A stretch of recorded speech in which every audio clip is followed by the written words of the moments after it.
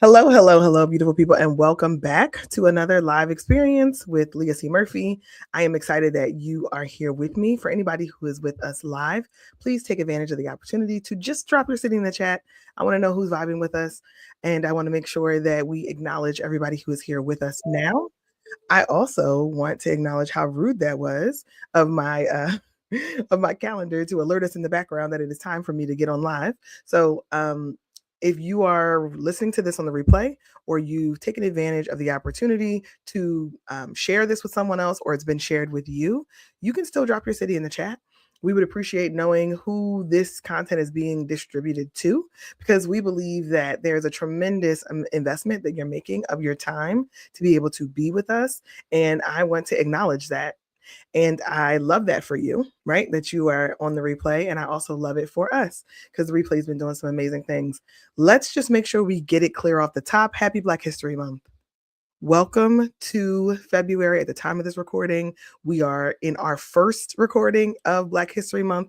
And for those who are with us live, shout out to all of you who have made the choice to spend your live time this afternoon on this Tuesday with me because we stand for Black History Month. We stand for Black History 365 days a year. We stand for Blackness. We stand for all of those who are melanated across platforms. So we appreciate you joining us here today, and I am really excited for you to be with me live. I had a running joke with a lot of my previous colleagues. We used to treat Black History Month like the whole month was our Super Bowl. And we know for a lot of folks, the Super Bowl is a game that people are going to go watch and very excited about in NFL. And I am absolutely thrilled that we are going to see Bad Bunny perform at the Super Bowl this year. I know this is not the way the usual content kicks off, but shout out to Bad Bunny for performing at the Super Bowl this year and for all of the Bad Bunny stands, all of those who are using their platform to stamp out injustice, to acknowledge that people are being mistreated, and to really call out those who are at the helm of that mistreatment. I absolutely love that. And that is really what Black History Month stands for. So shout out to Bad Bunny and everybody who's excited about Bad Bunny performing in the Super Bowl. We know that there are a lot of folks who are down for that. I will plan to watch halftime. The rest of it I am completely uninterested in this good year of 2026. But we know that lots of people are excited about it. So we want to give folks the opportunity to enjoy that. And I think that where we're going to go today is somewhere that many of us have been navigating in the back of our mind. It's kind of this nagging thought that lots of us are being challenged with as we think about what are we doing in our career in this 2026, navigating what we know to be true based on our lived reality, but then also like reading the headlines and reading other sources of media, and maybe what you're reading in the media and what you're experiencing in your lived experience don't match. So welcome for those who dropped in the chat. It looks like Luce is joining us from LaGrange, Georgia, our regular. Shout out to you, Luce, for joining us. We're so happy that you're here. And I wanted to make sure that we talked about this because I found that this conversation is one that I'm having often with my clients. And as we prepare for the Career and Care Summit that's coming up March 21st, that I've been talking about for a couple of weeks now, and I'm going to keep talking about it because it's probably the thing that I am most passionate about in the day-to-day right now. As we're preparing for this, there are folks who are just feeling like I am in a transition phase. I am in a transition. I am in what we call here at Career Gems for the Journey, a layover. I'm in a career layover. I might be in a rut where I'm navigating some form of transition, and it feels uncomfortable. It feels disorienting. And because it feels disorienting, I want to make sure that I can bring voice to that. So before I get into the topic of today, I want to make sure that we get this done at the top. Next week, when you join me, because I'm not going to say if, when you join me, I am going to be joined by the amazing Tara J. Frank, author of You Before the World. And if you're watching me live, you see that her book is right over my shoulder here. You Are Before the World is her book. It is her second project. She is going to join me live here in this location at this same time next Tuesday, February 10th. So mark your calendars for that in advance. We are going to do a preview of what you can come to expect at the Career and Care Summit, where we're going to do a full fireside chat with Tara. Take advantage of the opportunity to join us on the 10th just to get a taste, just to whet your palate for what Tara is going to bring full force at the Career and Care Summit. I am so thrilled to have her join me live, and also thrilled that she is going to be one of our featured speakers at the Career and Care Summit. It is all working out. The things that need to work out are working out for our good, and I am thrilled about that. So you should be in the room. Get your tickets for the summit today, and then join us next Tuesday just to wet your whistle, to get yourself excited about what you're going to experience in the full day of the Career and Care Summit. So today we're going to talk about career transitions and this idea of, am I starting over and what does that look like? But I want to start by saying something that feels obvious in some lights, but not obvious in others. So sometimes it just means we just need to say what we're thinking. Changing direction in your career does not mean you failed. Getting redirected in your career by forces outside of your control, layoffs, restructuring, companies closing, the economy being bad, does not mean you failed. There are so many high achievers who are navigating transitions in their career that they didn't anticipate, and that navigating that transition is causing them to have signals of failure. And I think a lot of times we've been told, or we may have been conditioned, that any transition, any change that you didn't initiate in your career represents failure. And so many of our high achievers are struggling navigating what is the inevitable based on what we're seeing in the US economy. So I'm going to say it for more plainly. It does not mean that you made wrong choices. It does not mean that you are not valuable. It doesn't mean that you are behind. More often than not, it means that you are navigating a change that is being compelled by forces that are often outside of your control. Now, for people who may jump in the comments and say, well, if you got restructured or if you got laid off, that means that you weren't a high performer. I call BS on that, and I almost cursed. I call BS. I've sat in the highest levels of organizations that are making decisions about restructuring for companies, and I'm here to tell you that those decisions and those broad strategies around restructuring happen years, and I'm saying years, multiple years before the actual restructuring, the layoffs, the downsizing, years before it actually hits the individuals. That's number one. Number two, the individuals that will be impacted by a mass layoff, an organizational restructure, downsize in staffing, whatever the corporate term is that you hear, those people were not factored into the decision that a restructuring had to happen. So there was an upstream decision that was made, and downstream, there are people that are impacted. And all of that in between had nothing to do, oftentimes, with the individual. And I think sometimes we need to just hear that out loud because we've convinced ourselves, or we've said some things, or we've come under a belief system that everything is a failure if we're not growing in our career, if we're not getting promoted, if we're not moving into that next big role. And I think that that is what is causing so much stress, so much angst, so many different people who are very capable, very much deserving of fantastic opportunities and deserving of career growth. But the organization has made a decision, and that decision is not one that you had any control over. So I don't want the results of that decision to then change your perspective on how you see yourself, because that's where it gets dangerous. How you see yourself is critical to you sustaining a career where you are healthy, where you are in the belief that you should be able to grow, that you'll continue to develop, that there's more for you to learn, that new challenges are ahead. That belief system is what I want to protect. And oftentimes, when you're navigating a decision that had nothing to do with you, that's the thing that takes the most damage. Your belief in yourself, your belief in your career development, your belief in your story, because transitions happen. And let's give a little bit of the data as to what transitions are happening right now.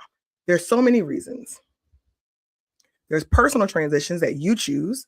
There are also changes in leadership in a company. There's new priorities that cause these decisions that need to be made. There's shareholder discussions. There's Wall Street and market decisions. There's your own choices that you are ready to make a career transition. So the problem is not that the change is happening. The problem is that we have to learn how to navigate them better because they are more frequent now and they are often inevitable and outside of our control. let's give some information, some data. The US economy is stalling. We're seeing white collar layoffs in a number of different sectors. And some of it is driven by AI and AI's impact on the market, right? We can acknowledge that there is a direct impact to artificial intelligence in the workplace. There's also some adjustments happening due to workplace shifts in hiring because now companies and organizations have swung a pendulum post pandemic where they are now cutting a number of the jobs that they brought in during the pandemic. So that's true. Companies are also weathering the storms of tariffs and financial uncertainty due to the current administration. That's the reality. So you have the US economy that is not performing well.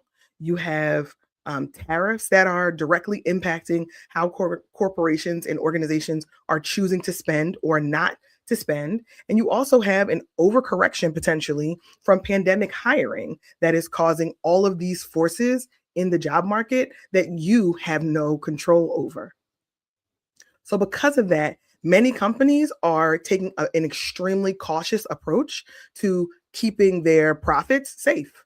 Many companies are choosing the path of capitalism, protection of profits, and that means that they're restructuring or they're making changes to the organization.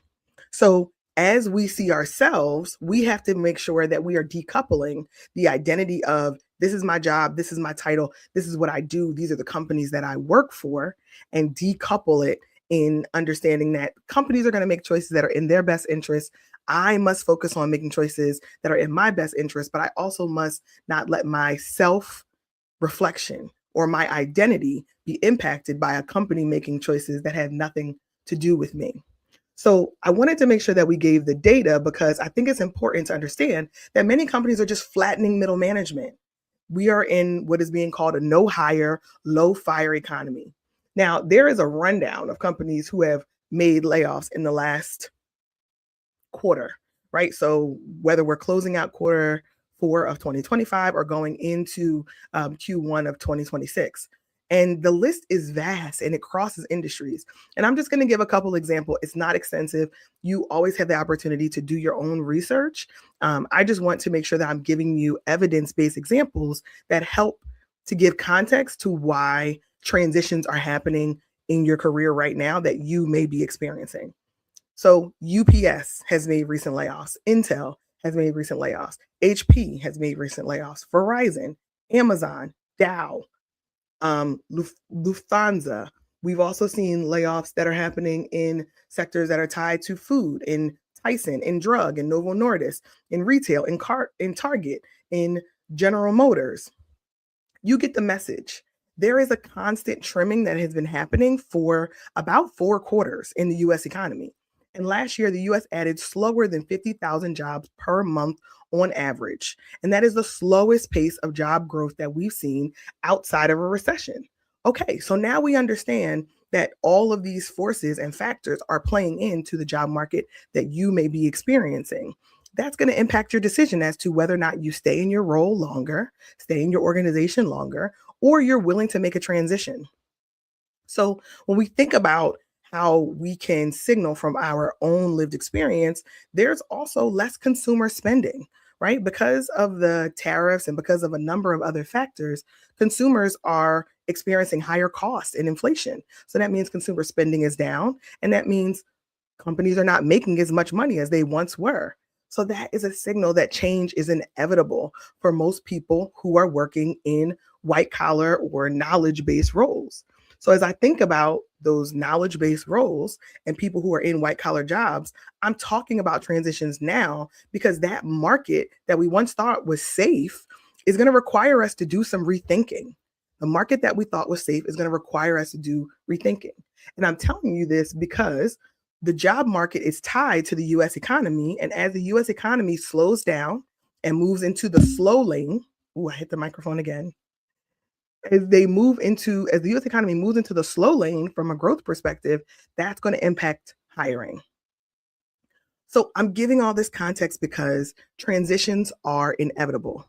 And I don't want us to be scared. I don't want us to be fearful. I want us to be aware so that we can properly strategize and we can properly plan. And then as we plan and strategize, or we may just need to weather the storm. And you you are the only one that can make the decision as to whether you need a new strategy, a new plan to take immediate action, or you need to be prepared to batten down the hatches and just to weather the storm. So transitions are inevitable. And as we think about weathering the storm, I don't want you to believe that this is a hit to your perceived capability or value in the job market. Because the truth of the matter is that job searches will take longer.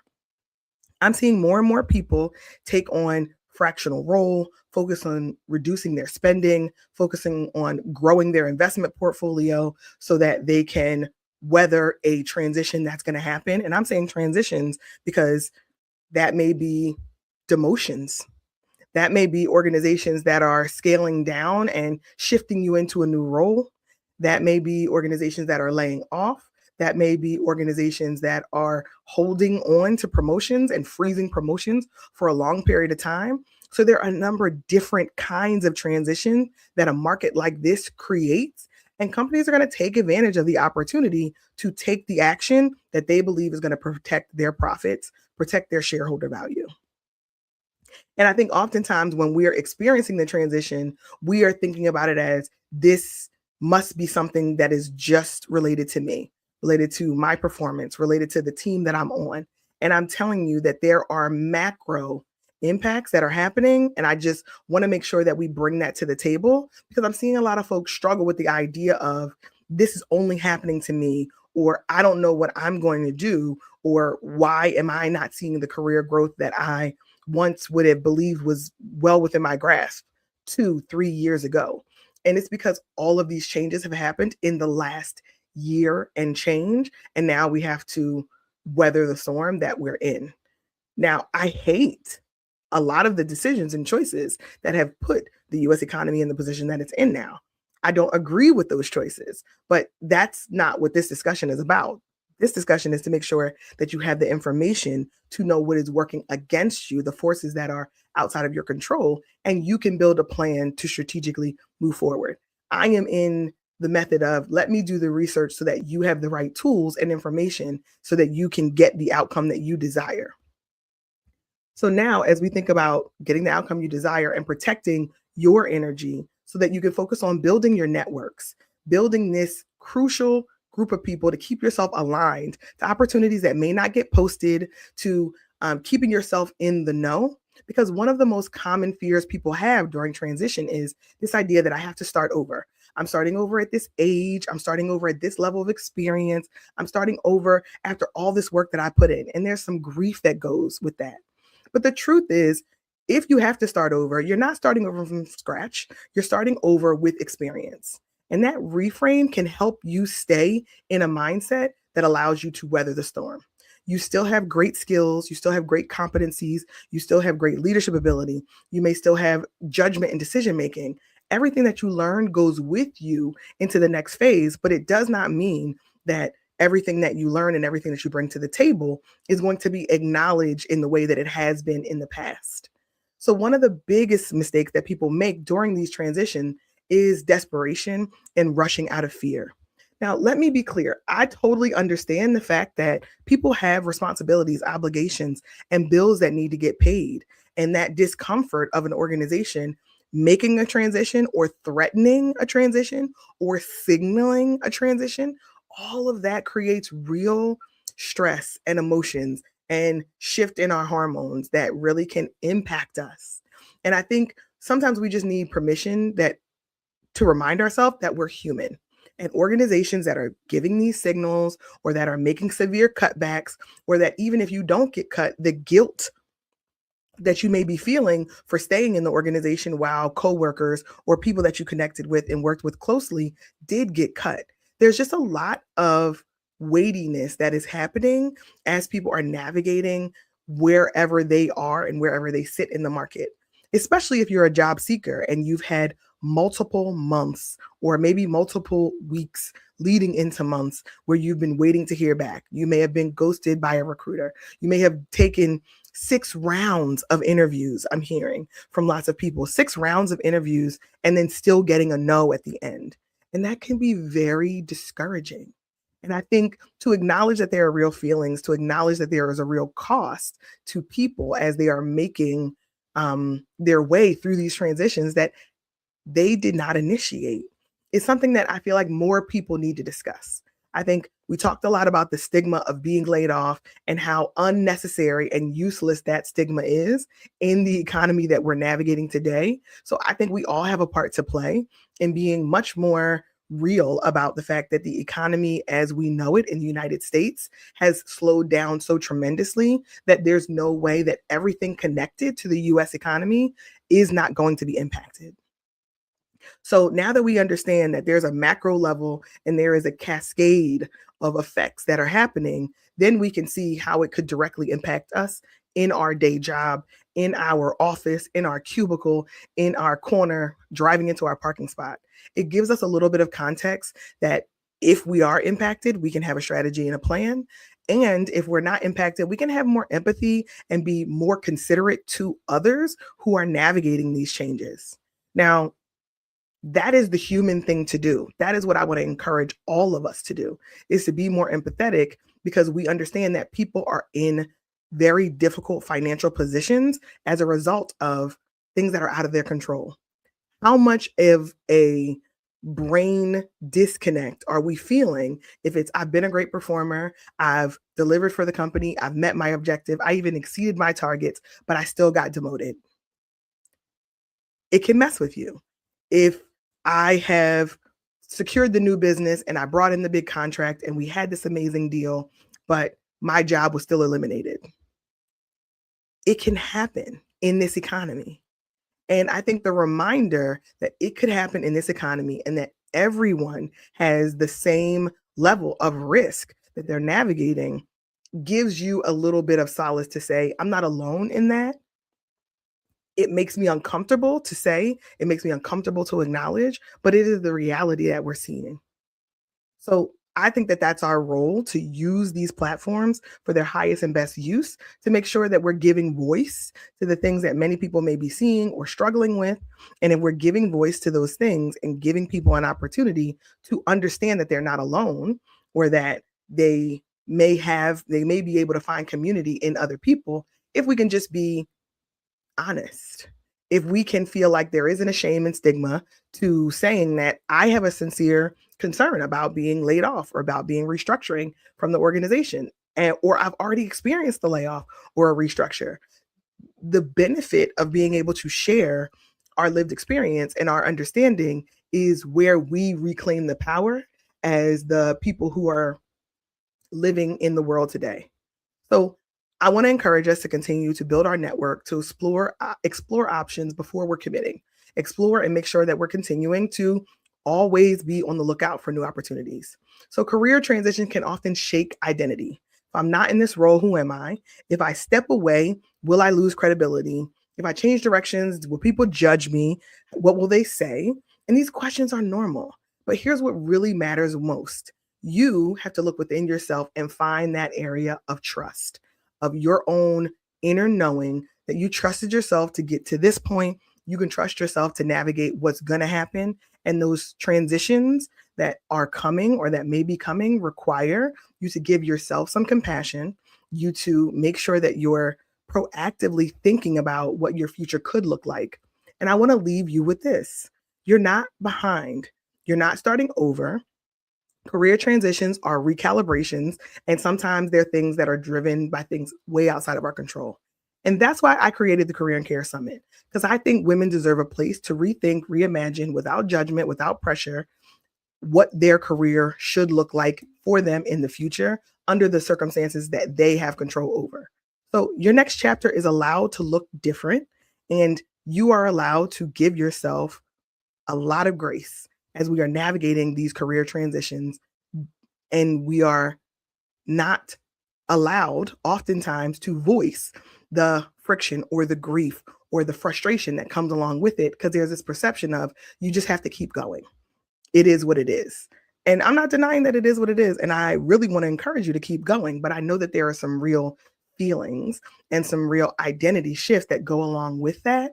And part of that is because I've lived through restructuring and been in an organization that is doing the work. I've also been laid off. I've also made transitions in my career, in roles, in companies, in regions, all of those things. So because I know is why I want to share with you, is why I want to give you the gift of acknowledging for you that you are not alone in navigating these transitions, and that there's lots of information that you can get access to if you want to know more about what companies are making what changes and how deep those cuts are, or if you bring it up to the 30,000-foot view and just focus on what's my plan for my transition. How can I bolster and support myself to make sure that my needs are met during that transition?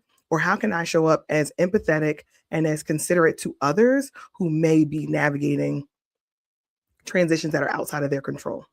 So the Career and Care Summit exists because we all need a place to be able to reimagine the career that we see for ourselves, considering the circumstances and the variables that we are seeing right now. And those circumstances are real and there's no denying them. So I want you to join me in person at the Career and Care Summit on March 21st, 2026 in Philadelphia. We have an exciting enhancement to the Career and Care Summit. We now have a mixer that we have introduced, and we are going to get together on Friday, March 20th. And we're going to do that just so we have an opportunity to informally get together, get to know one another over some food and some drinks, so that when we get together on the day of the summit, we're already warmed up. Our pre-summit mixer is what we're calling it. It's Friday, March 20th, and that is in collaboration with our nonprofit partner, the National Black MBA Association of Philadelphia. We are so thrilled to partner with such a phenomenal organization that has been focusing on helping to support the career advancement of professionals, especially Black professionals. So we're announcing that collaboration during Black History Month because we absolutely love the work that they do. They've been phenomenal partners. So come and join us on March 20th at the Belmont Mansion in Philadelphia for the pre-summit mixer. You can find out all the information for the pre-summit mixer and the summit at gemsforthejourney.org, directly on our website. You can see the QR code on the screen here. Scan that QR code. It'll give you all the information. You can go directly to tickets and grab your ticket today. You will see some other exciting announcements about scholarships that we're offering for the summit that'll come up on our social media page. You got to be following us on LinkedIn, following us on YouTube, following us on Instagram to see the scholarship opportunities that we're posting. We are going to offer 10 scholarships to join us in person at the Career and Care Summit at no cost to you. But you have to keep an eye on our social media in order to see that.